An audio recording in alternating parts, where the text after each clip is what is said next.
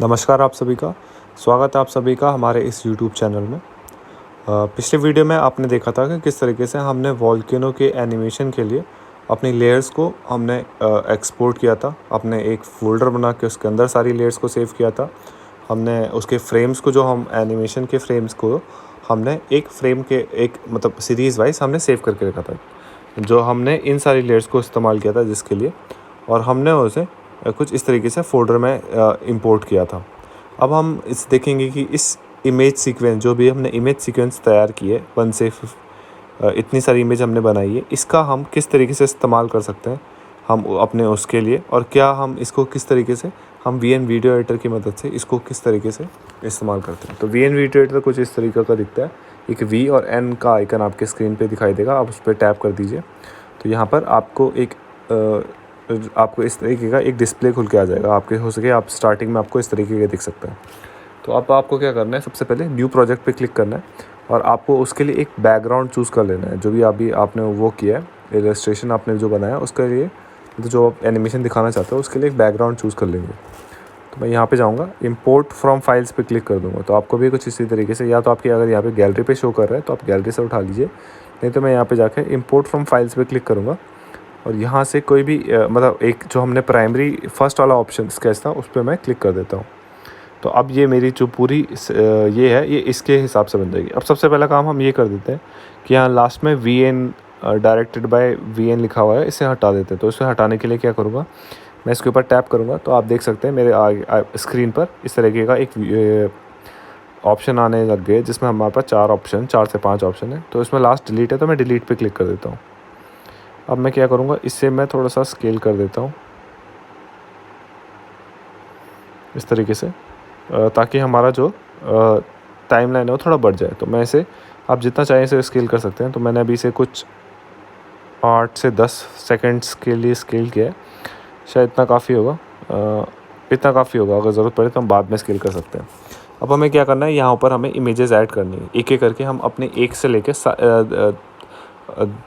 16-17 जितने हमने images create किए हैं वहाँ तक हम इमेज ऐड करेंगे। अभी ये हमारा कवर पेज है, जो बैकग्राउंड नीचे रहेगा ये सबसे पहले नीचे ये वाला रहने वाला है। तो अब हमें इसके ऊपर सारी इमेजेस ऐड करनी है। तो यहाँ पे या तो आप प्लस प्लस क्लिक कीजिए, या यहाँ पे आप क्लिक करेंगे और फिर स्टॉक पे क्लिक करेंगे। उसका जो भी ऑप्शन आएगा उसमें आप अपनी फाइल एक्सप्लोरर का ऑप्शन सेलेक्ट करेंगे और यहाँ से आप उस फोल्डर पे पहुँच जाएंगे जो आपको सेव करना है। तो मैं एक एक करके सारे इमेजेस को यहाँ पे इंपोर्ट कर लेता हूँ। इंपोर्ट करते ही मैं से साइड से इस तरीके से छोटा कर लेता हूँ और इसे मैं और छोटा कर लेता हूँ। एक बार छोटा करने के बाद मैं, अगर एडिट करने की ज़रूरत पड़े तो हम उसे बाद में कर सकते हैं। इसी तरीके में से सारी इमेजेस फटाफट से इसके अंदर इंपोर्ट कर देता हूँ यहाँ पे। और ये सेकंड वाला हमने इंपोर्ट किया है, इसको भी मैं छोटा कर देता हूँ।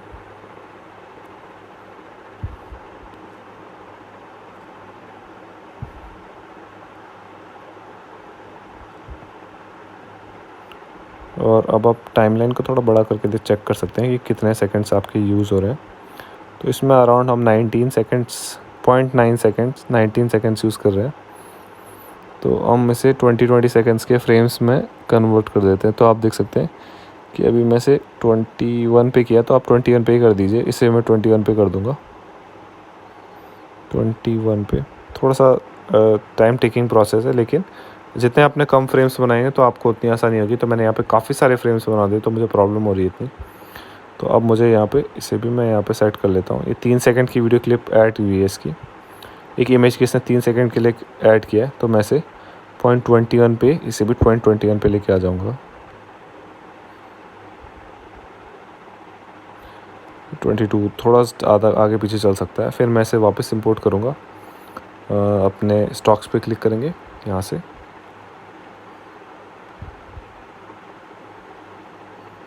अभी हमने थर्ड इंपोर्ट किया था, अब हम फोर्थ को करेंगे। इसको भी मैं थोड़ा सा स्केल कर लेता हूँ।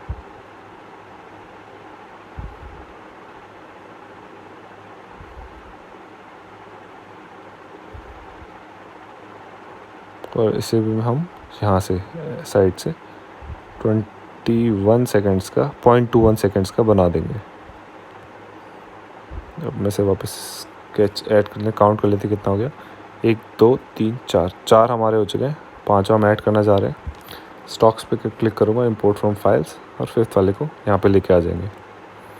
अब आपको सिर्फ इसी प्रोसेस को दोहराना है। मैं इस पर क्लिक कर देता हूँ और इसकी साइज़ को यहाँ से हम कम कर देते हैं।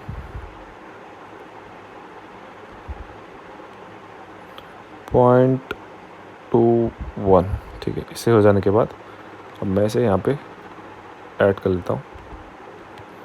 स्टॉक्स, इंपोर्ट फ्रॉम फाइल्स, और हम अब 6th वाले को चूज़ कर लेंगे। इसको भी मैं छोटा कर लेता हूँ।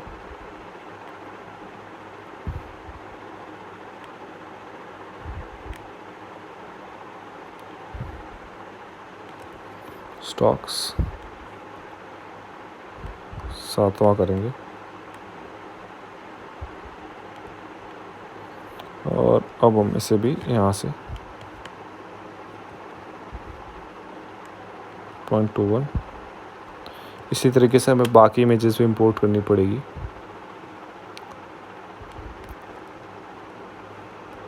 आठवां,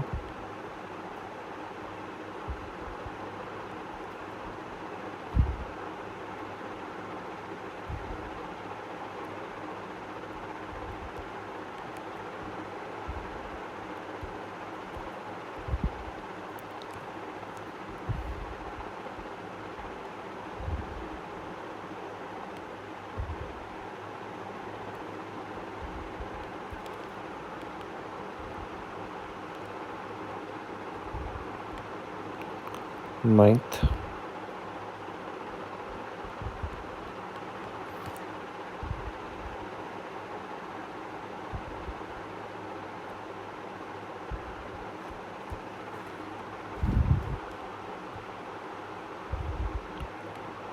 अब हम 10th वाले को कर रहे हैं। अगर आप पेशेंटली करेंगे तो ये आपका काम अच्छा दिखेगा बाद में, वरना हो सकता है कि आप बीच में यहाँ पे गैप छोड़ दें, जो प्रॉब्लम दे सकता है आपको एनिमेशन में बाद में, तो थोड़ा सा लैगी ही दिखेगा। फिर आपको सारे फ्रेम्स मूव करने पड़ेंगे। स्टॉक्स, इंपोर्ट फ्रॉम फाइल्स, 11वां,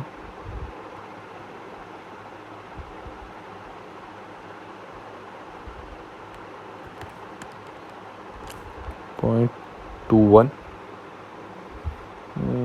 इतना काफ़ी है। और अगर थोड़ा आगे पीछे भी तो भी चलेगा, कोई प्रॉब्लम नहीं इतना। हम मोबाइल बेस कर रहे हैं तो जितना रिज़ल्ट निकाल सकते हैं बेटर, उतना बेटर रहेगा।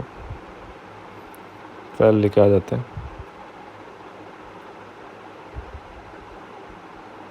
और इसे मैं छोटा कर देता हूँ, 13 कर लेते हैं।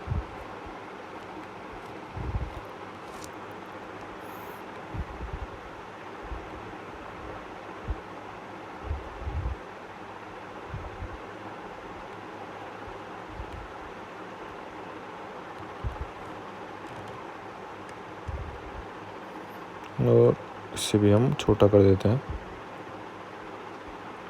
13 हो चुका है हमारा, अब हमें 14 ऐड करना था।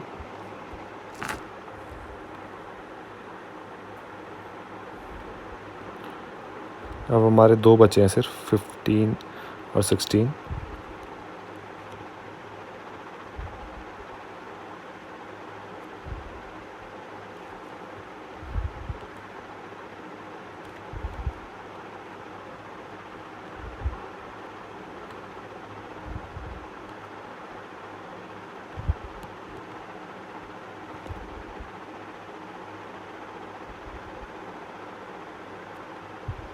इसके बाद हम अपने लास्ट वाली इमेज को इंपोर्ट कर देते हैं।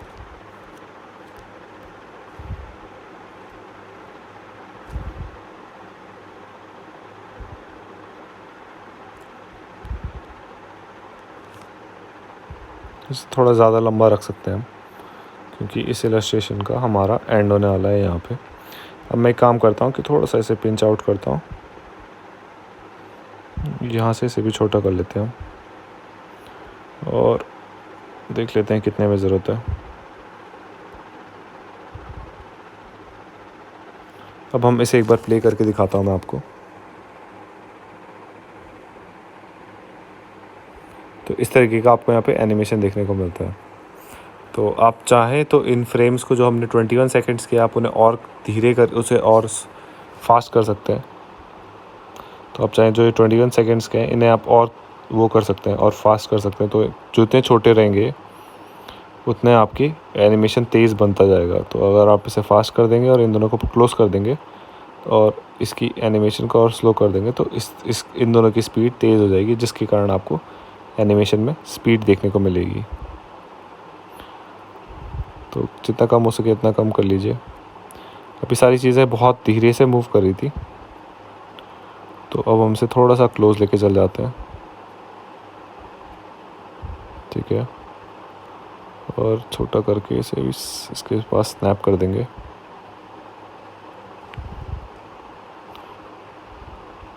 अब जब मूव हो रहा है तो तेज़ी से थोड़ा मूव हो रहा है। इसी तरीके से अब हम इसे भी कर देंगे।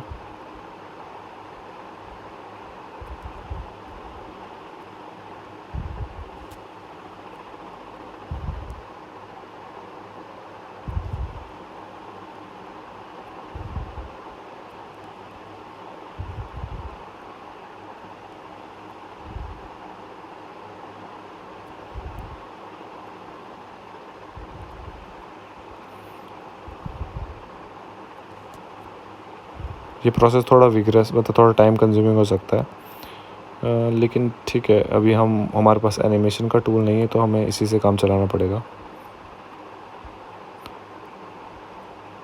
स्केचबुक में एनिमेशन का फीचर नहीं है तो हमें इसी से काम चलाना पड़ रहा है।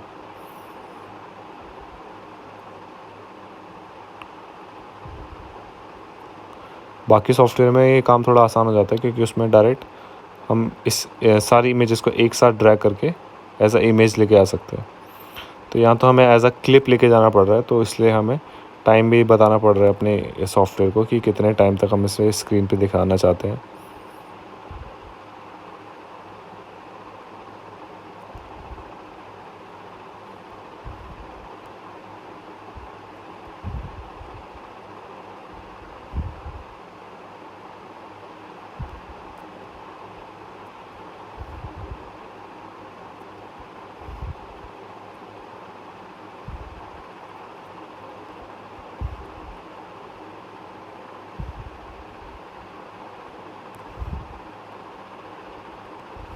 तो अब हम एक बार प्ले करके देखते हैं। मैं इसे थोड़ा सा और पीछे से थोड़ा छोटा कर देता हूँ।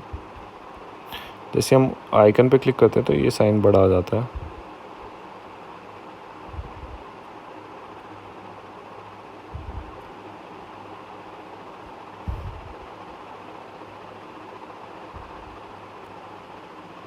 अब एक बार प्ले करके देखिए।